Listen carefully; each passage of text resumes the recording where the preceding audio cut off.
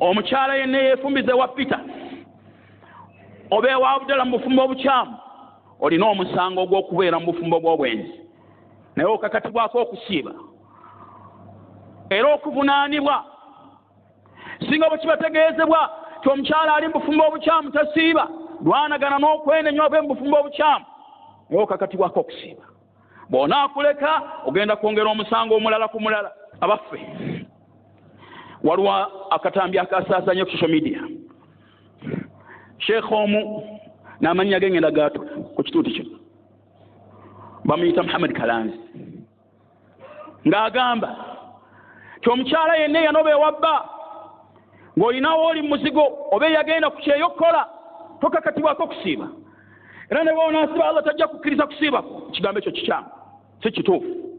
Amasala g'okusiiba malala n'amasala g'omukyala okuba ewabba malala, ag'okutambula kw'omukyala nga batamukkiriza malala, mu ntambula etali ntuufu, ag'okunoba kw'omukyala malala n'amasala g'okusiiba malala. Teriyo obujulizi bwonna bugamba nti omukyala yanoba ewabbaawe takkirizibwa kusiiba oba yagenda ku kyo takkirizibwa kusiiba. Ekyo kigambo kikyamu era seeka ateekeddwa okukomawo akitereeze kubanga alina amawono